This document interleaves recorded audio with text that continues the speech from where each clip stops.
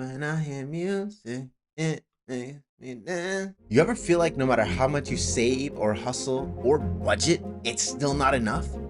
What if I told you it's not all your fault? Some of it has to do with how you've been taught to think about money. What's up, millionaires in the making? I'm your host, Tye Aarons, and welcome back to the 6th video of the Financial Intelligence 101 series. Today, we're learning how to see your financial life through a brand new lens. It's called economic thinking. Once you start thinking this way, you'll stop blaming yourself for everything and start building real strategy in a world full of moving pieces. Now let's break it down. Economic thinking is about looking at money decisions beyond your personal life. It's about zooming out to see the forces that influence your habits, things like government policies, business incentives, market trends, and cultural values. You're not just spending or saving because of willpower. You're making choices within a system. And if you don't understand that system, you'll keep playing a game you were never taught the rules to. In fact, there's a couple of things you can start doing right now. There's a couple of games you can start playing to help get a better economic lens. But we'll talk about that in a little bit. Let's walk through the 4 concepts of economic thinking made personal and practical for your life. The first concept is economic significance. Economic significance just means that you consider the parameter big enough that it has a noticeable and meaningful impact on the economic process that you're studying. So at its core, it's subjective evaluation of the parameter. Ask yourself, which money events in your life had the biggest impact? Was it your first job at 15? Was it losing a scholarship? Was it parents getting laid off? Did COVID wreck your savings? These are turning points. They shaped how you view opportunity, fear, and risk. Identifying these moments gives you insight to why you respond the way that you do. Now, the second concept is cause and effect. How did your upbringing or spending style lead to the financial habits that you have today? If your parents always stressed over bills, maybe you fear looking at your statements. If you saw shopping used to escape problems, maybe you repeat that same pattern.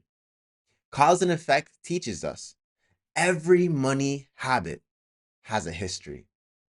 You can't change the pattern if you don't understand where it first started. You got to get the weed at the root and kill it from there. The third concept that we have is stability and variability. Where in your finances do you feel secure?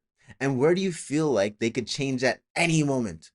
Maybe your income is stable, but your expenses swing wildly. Maybe your bills are predictable, but your income isn't. Maybe emotionally you feel secure until an emergency hits. Stability gives you power. Variability requires preparation. Recognizing both helps you build resilience and not just reaction. Think about things like life insurance or health coverages or car insurance. The fourth concept we have is economic perspective. Now, this one is deep. Whose interests are shaping your financial life that aren't your own? Your employer wants you proactive, but doesn't teach you how to invest. Your parents want you to play it safe, but you want to build wealth. Society tells you to get a degree, but it doesn't guarantee financial security. The question is, are you living your money story or someone else's? Understanding economic perspectives puts you back in the driver's seat. You stop moving blindly through the system and start navigating them with strategy. Let's be real. Most people feel shame when they struggle with money. But once you start using these economic lenses, you realize it's not all on you. The system influences behavior. Your environment shapes your starting point. And now you've got tools to think differently. This isn't about excuses. It's about empowerment through education. Here's your challenge this week. Pick one of the 4 economic lenses and apply it to your money story. Journal about it, reflect on it, and then drop a comment below with your biggest aha moment.